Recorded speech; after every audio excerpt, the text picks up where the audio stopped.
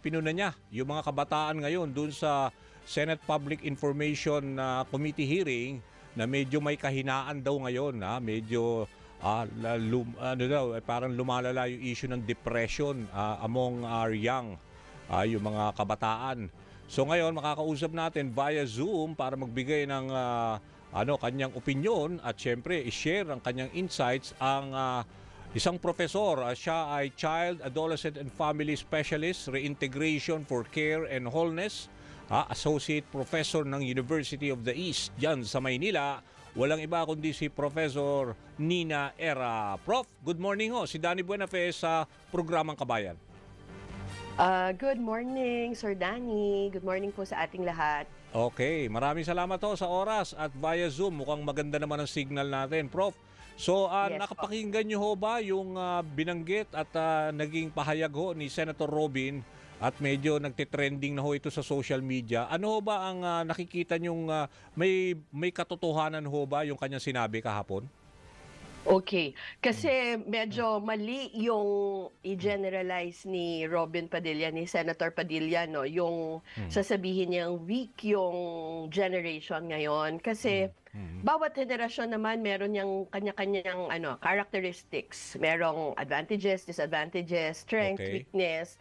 So hindi natin pwedeng sabihin weak yung generation ngayon at hindi ibig sabihin din na may depression tayong natatawag ngayon ay weak yung mga nandoon sa ganong state o ganong pakiramdam. So ibig sabihin hindi dapat pangkalahatan, no? Siguro depende talaga yan, Prof, sa upbringing din at the way the parents brought up yung mga anak nila. Ay yung kasi ang nararamdaman ko rin, Prof, ngayon somehow nawawala na rin yung mga values natin, yung mga po, opo, 'di ba? At saka yung Yes. nilalabanan na yung magulang. So how do you differentiate? Siguro yung ganun yung sinasabi niya na dati kasi tough kami, lumaki kami sa kalye. Yung ganun, how do you differentiate yung mga ganung upbringing ho, Prof? Okay.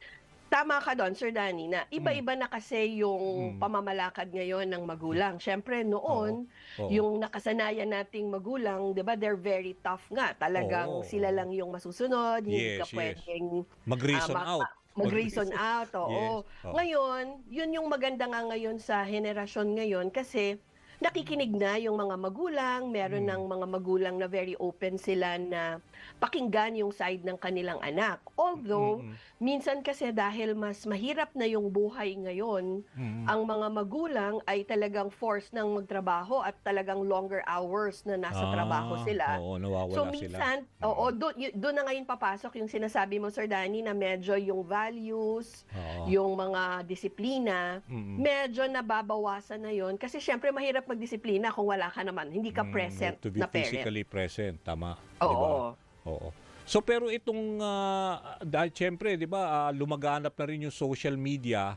Di ba lagi sila nasa gadgets, tinitingnan nila. Correct. So, 'di ba may mga issue na nabubully rin sila. So somehow yun nakakadagdag ng kanilang esteem 'di ba? Self-esteem. So, yun Yes. tingin niyo ho ba, yun yung mga let's say mga downside ng social media? Yes, definitely. May kinalaman yung exposure or overexposure ng mga kabataan ngayon sa social media dahil lalo na sa mga teenagers, ito pa lang yung time na binubuo nila yung kanilang identity. So syempre talagang yung self-esteem nila, developmentally speaking, ay talagang medyo hindi pa very stable. So ngayon kung dadagdagan pa natin ngayon ng social media, yan, ng mga bullying, yung mga kung ano yung sinasabi ng ating influencers, ano ba dapat ang maganda, ano ba dapat yung katawan na kailangan ng isang para sabihing maganda o gwapo ka.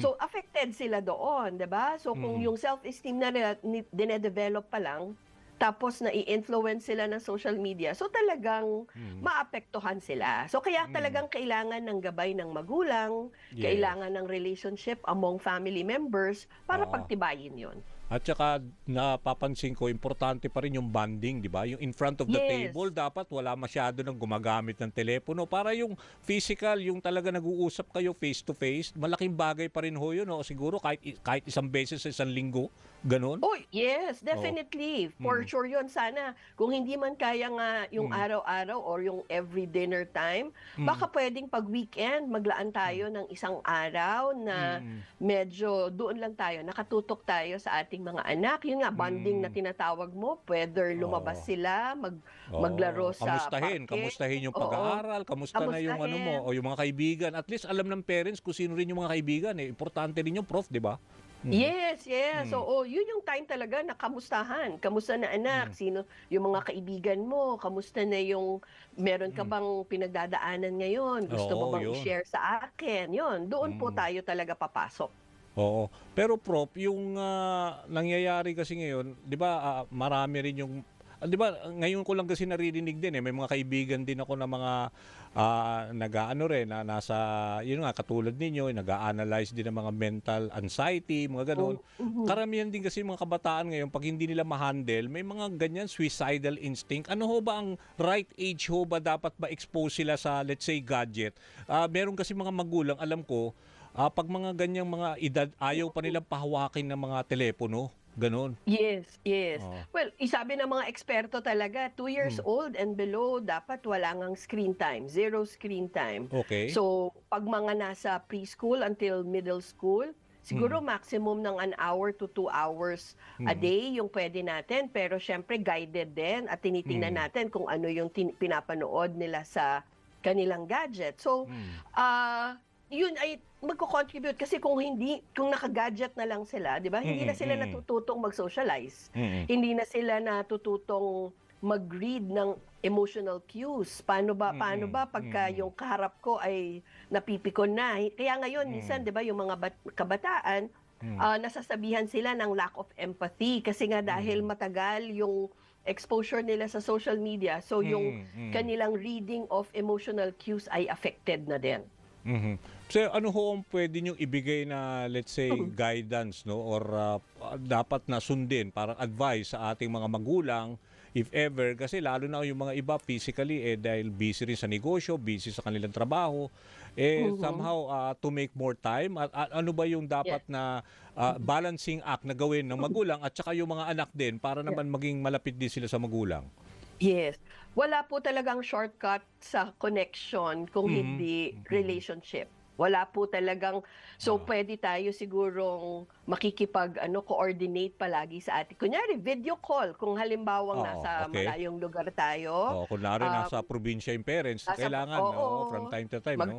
from time to time kung hindi man maganda nga ngayon kasi yung communication natin ay sobrang Oo. accessible na. So Real yun time ay na, real talag time, 'di ba? Yung yes, mga real time text. na. Mm. Totoo, hindi katulad noon na ano ka pa, magre-record ka pa sa isang cassette tape para maipadala mo yung ano mo Mm. 'no, yung Oo, gusto mong sabihin sa magulang oo. mo o kung sinong mahal mo sa buhay. Pero ngayon, Mm. yun nga, real time siya, tawagan, makipag-usap, whether video call, audio call, of Mm. course yung face to face, yun yung ideal sana Mm. na meron tayong ibibigay na oras kasi yung oras na yun dun natin nakikilala yung ating mga anak at dun din natin napapakilala yung sarili natin bilang magulang. Mm. So dahil meron tayong pagkakilala sa isa't isa, 'di ba?